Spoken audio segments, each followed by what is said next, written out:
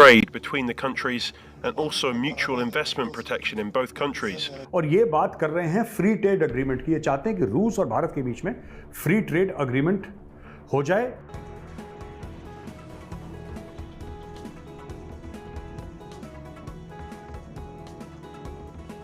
Free trade deal की discussion भी हो रही है। आपको नहीं लगता कि इंडिया बहुत मैच्योर तरीके से अपने रिलेशन नेबर्स के साथ और इंटरनेशनल कंट्रीज के साथ बेहतर कर रहे हैं? हम उनको क्या एक्सपोर्ट कर सकते हैं, इसके बारे में बातचीत करने वाले हैं। There are lots that India is manufacturing like crazy. India can export to Russia so many things. Bharat देखें कि how smart they are. They bought the petrol, they bought the oil from Russia, refine करके आगे बेच के पैसे बना रहे हैं। गुज़िश्ता हफ्ते ही मर्सिडीज बेंज ने हिंदुस्तान में अपनी पहली कार मैन्युफैक्चर की है। तमाम बड़ी टेक कंपनियों के सीईओज हिंदुस्तानी निजात हैं कि जिसके बाद ये कहा जा सकता है कि हिंदुस्तान दुनिया भर की हाई टेक कंपनियों की अहम मार्केट बनता जा रहा है। सर, इंडिया की तरफ अगर हम देखते हैं तो वहाँ पे वो मेड इन इंडिया मर्सिडीज बन रही है। कभी वो 18 कंट्रीज में उनकी करेंसी चल रही है, कभी वो G20 में इतनी कंट्रीज को बुला रहे हैं, और वो भी ठीक कश्मीर के अंदर। हुकूमत की तरफ से IMF के नाम पर अवाम को मुसलसल लॉलीपॉप दिए जा रहे हैं। खाने पीने के अलावा बिजली, गैस और पेट्रोल की कीमतों ने पैसे किधर से आएंगे?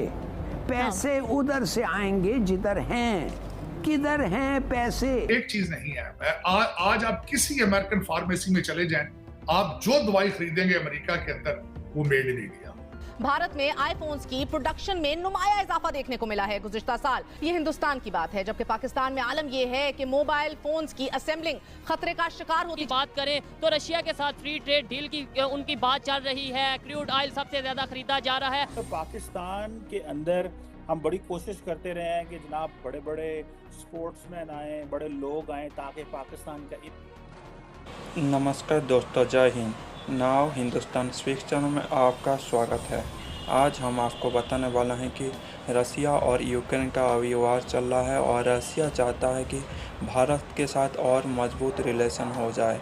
इसलिए रसिया का उप प्रधानमंत्री और व्यापार मंत्री अभी इंडिया आए हुए हैं। भारत रसिया से सस्ते ऑयल खरीदा था। अभी भारत चाहता है कि रसिया से फ्री ट्रेड एग्रीमेंट साइन करके उसके साथ एक्सपोर्ट भी करे। भारत का 18 देशों में इंडियन करेंसी से ट्रेड होना और दूसरी तरफ भारत का करेंसी दिन भर दिन आगे जाना। और तो अभी कतर के एयरपोर्ट में भारत का करेंसी को भी जगह मिला था।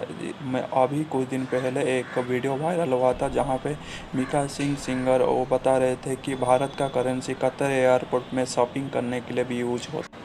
इसके ऊपर आपका क्या राय है कमेंट सेक्शन में ज़रूर बताएं और वीडियो को ज़रूर वॉच करें। Russian deputy prime minister Denis Manturov ये हैं 2 दिन की भारत की यात्रा इनकी शुरू होने वाली है। भारत आ रहे हैं और ये बात कर रहे हैं फ्री ट्रेड एग्रीमेंट की। ये चाहते हैं कि रूस और भारत के बीच में फ्री ट्रेड एग्रीमेंट हो जाए।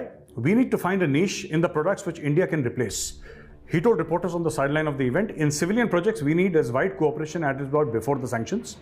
अच्छा, ये की item on the agenda of Manturov Jaishankar meeting is to explore means to increase Indian exports to Russia. अभी तो देखिए इंडिया अरबों डॉलर का डॉलर वर्थ, हम रुपीस में दे रहे हैं, लेकिन you know tens of billions of dollars worth हम रशिया से तेल ले रहे हैं। लेकिन हम ये भी चाहते हैं कि हम रशिया को ना एक्सपोर्ट करें। रशिया हमसे क्या ले सकता है भारत से? क्योंकि आइडिया सिर्फ ये नहीं कि हम तेल खरीद रहे हैं और हम खुद मुख्तार मुल्क हैं, हम एक सॉवरेन को, वो तो है ही, वो हमें किसी को, we are not Pakistan that we have to prove to the world कि we are sovereign, we are sovereign. लेकिन हम उनको क्या एक्सपोर्ट कर सकते हैं, इसके बारे में बातचीत करने वाले हैं। There are lots that India is manufacturing like crazy. India can export to Russia so many things.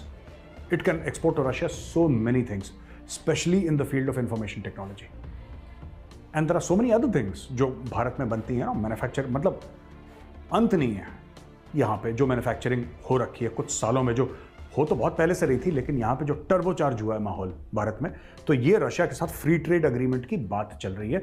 This will be a God send. You know, ये जो डी डॉलराइजेशन की मैं अक्सर बात करता हूँ ना यार, कि डी डॉलराइजेशन हो रहा है, कि डॉलर को अब वो डॉलर की वो अहमियत नहीं रह रही। 18 मुल्क हैं जो भारत के रुपए को you know they have said that we will accept Indian currency here, they trade in Indian currency. वहाँ पे आप जाके इंडियन करेंसी से, वो सिंगर नहीं है मीका का तो आया था वीडियो, बड़ा वायरल हुआ था, आपने देखा होगा। हफ्ते भर पहले मीका ने बोला था कि मोदी जी सैल्यूट यू, और यहाँ पे मैं खड़ा हूँ दोहा कतर के एयरपोर्ट में और यहाँ पे इंडियन रुपीज से खरीद रहा हूँ। लाइक दैट तो ये बहुत बड़ी बात है, this is a very very big thing जो भारत में चल रहा है दोस्तों। आज आप किसी अमेरिकन फार्मेसी में चले जाएं, आप जो दवाई खरीदेंगे अमेरिका के अंदर वो मेड इन इंडिया। उसके बाद आप आगे चलें तो जिस तरीके से भारत देखें कि how smart they are, they bought the oil from Russia, refine करके आगे बेच के पैसे बना रहे हैं। आप इस सोच को कहां लेकर जाएंगे? एक तरफ वो अमेरिका के साथ आईफोन बना रहे हैं, एक तरफ यहाँ अमेरिका के अंदर जितनी सक्सेसफुल कंपनीज हैं उनके सीईओ सारे भारतीय निजात हैं। यहाँ 2 अमेरिकन, निकी हेली जो प्रेसिडेंशियल कैंडिडेट है, दूसरी तरफ ये देखें कि रशिया से भी वो अपने रिलेशनशिप ठीक रख रहे हैं, ट्रेड कर रहे हैं उनके साथ। रशियन आज delegation is visiting India right now. और तीसरी बात ये मैं बताऊं, अफ्रीका के अंदर डॉक्टर जयशंकर का अभी आखिरी दौरा अफ्रीका के अंदर था। मैं एक और चीज यहाँ पे बताना चाहूंगा, जो नई चीजें भारत कर रहा है। पहले अफ्रीका सस्ता असला खरीदता था रशिया से। यूक्रेन की जंग की वजह से वो रशिया की सप्लाई, जो रशियन आर्मामेंट्स की सप्लाई अफ्रीका में जो कम हुई है, वो एक गैप आया है। भारत उसको फिल करने के लिए अफ्रीका में एफर्ट कर रहा है। This recent trip of doctor Jaishankar was based to sell the armaments to Africa. तो उनकी सोचें देखें, उनकी ग्रोथ देखें।